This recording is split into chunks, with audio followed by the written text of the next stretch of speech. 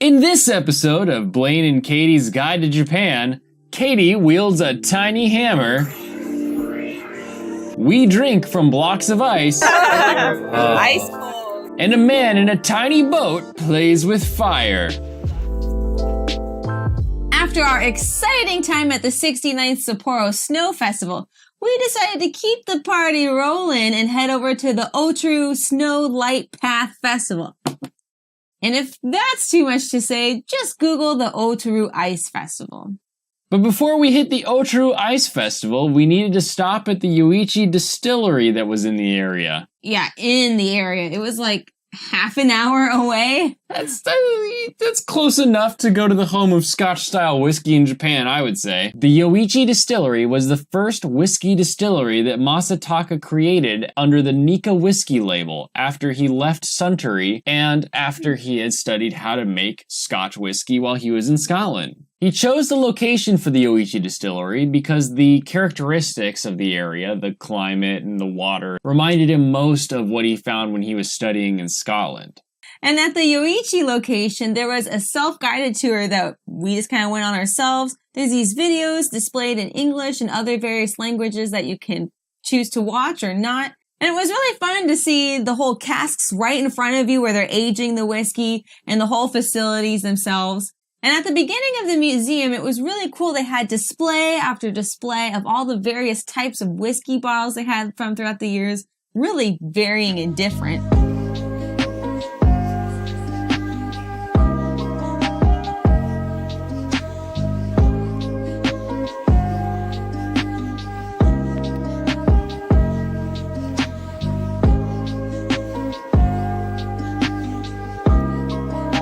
Yeah, it was really cool too because they went from like the whiskey bottles to a bunch of Scottish history with Masataka's notes and a lot of what his office looked like, as well as the fact that his wife was Scottish. He married her and brought her over.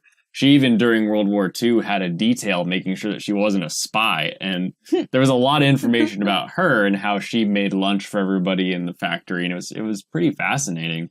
And there was even an ad where Orson Welles posed for Nikka, which seems kind of random, but it did make for this extremely dated advertisement. Hello, I'm Orson Welles. I direct films and act in them. What we're always trying for, of course, is perfection. In a film, that's only a hope, but with G&G, you can rely on it. Perfection, G&G. Nikka whiskey.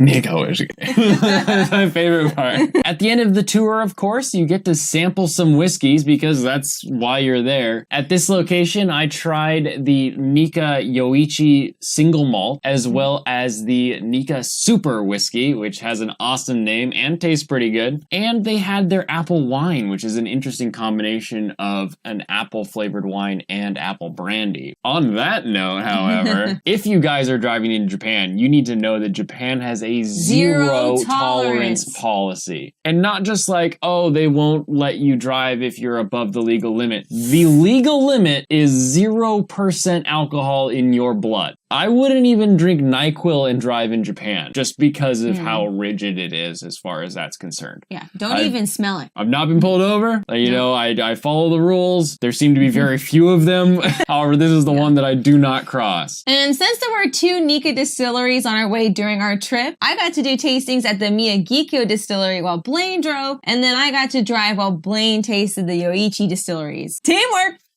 That way we could each sample while we were at the distilleries in case there was something different or unique that we wanted to try. You can get most of the Nikka distillery whiskeys in the States, however, you can't get that sweet Nikka Super. And this was also the only time I got to actually drive in Japan, and it happened to be when the snow was like 5 feet tall on the side of the road. It's all icy and dark and... Wasn't icy. There was just snow on the side. The roads were well plowed and everything was clear. Pretty sure I like white knuckled the entire way back to the hotel just to make sure I didn't mess up. For lunch that day, we decided to hit up Bikuri Donkey, which is a family style kind of restaurant similar to Royal Host. And we saw them legitimately everywhere in Japan. Everywhere. So we were like, we just gotta try this out and see what it's really like. It's a Yoshoku style restaurant, or more of like a Japanese take on Western style types of foods. So they had hamburg steaks, which we really love. They have French fries and salads and doria and all types of Western style things. We decided to go with a couple hamburg steaks ourselves. And so I got the one covered in cheese and Katey got the one with a couple slabs of bacon on top. And of course, it also came with a side of miso soup and some rice, so it's kind of like your Japanese-style combo meal. We also couldn't pass up the side of fries covered also in cheese. Honestly, they're really delicious. They put a lot of flavors and seasonings into the patties, so it's not just a pile of ground beef there. It's really, really good. And they're pretty cheap also. So if you're kind of missing those Western flavors of meat and potatoes, it's a good option to stop in at one of these to get a kind of a unique take on what you're used to trying. After lunch, we finally hit up our hotel, the Grand Park Otaru Hotel. And this hotel was really kind of fun because it sat right on top of a mall. So if you didn't like the restaurants that are in the hotel, you had an entire food court at your disposal to try different foods and things. Super convenient. Inside the mall was an arcade, so naturally, we had to check it out. Now, this arcade was a little bit different than most of the arcades in Japan. We're used to seeing the Segas and the Taito stations where they've got rows of claw machines, and then up upstairs you're going to get the more standard arcade video games and then your rhythm games. This one had an entire section dedicated to those like toys that you see outside of a grocery store in America that you put a quarter in and it just kind of like goes for like 5 seconds and then you're done. On like the next level, like this one was like a mech that this kid could sit in and it just went around in circles. Another one was this giant on-pawn man, which was actually big enough that an adult could fit inside of his head play with his little hammer. I had fun. Finally, it was dark enough so we could go enjoy the beautiful Otaru Canal. We trudged for 30 minutes through the snow just to get there. So if you guys do stay at this hotel, just know you're a little bit farther away than we expected. And our footage seriously doesn't do it much justice. It was so beautiful. So hopefully you guys can go see it in the future yourself sometime and really appreciate it for what it is. The canal itself was strewn with strings of little glass orbs with candles in them, and it was just beautiful. And they even had like a little candle tender going around in a kayak. So anytime a candle would get blown out or maybe it just died because it ran out of wax, he'd go over there and replace the candle and light it. And honestly, my Instagram photos wouldn't look quite right if it wasn't for him. Thanks, Kayak Candle Man. Speaking of, this is definitely a festival for Instagrammers and photo junkies alike. If you come here looking for lots of things to see and to do like the Sapporo Snow Festival, you won't find it. This is a festival of beautiful ice lanterns filled with candles and mesmerizing lights on the canal. It's simply meant to be strolled through, and honestly, you need a really good lens and a tripod just to capture all those stunning photos. There were some food stalls primarily serving Odin and other hot foods that Japan likes during the winter. You can follow our recipe up in the corner there. But the coolest place we saw was an actual ice bar. The bar was made of blocks of ice, the cups were blocks of ice, everything except the people serving you was blocks of ice. Seriously, our glasses were literally drilled ice cubes so that our drinks were no less than ice cold. What's cooler than being cold? Ice cold! Our drinks were simply Prosecco with some flavoring added to it. Of course, I had a melon because melon is the best. And Blaine had some red flavor. Yeah, I don't know. Raspberry. And for 800 yen, yes, it can seem a little bit steep, but can you really put a price tag on a unique experience like that? Yeah, 800 yen.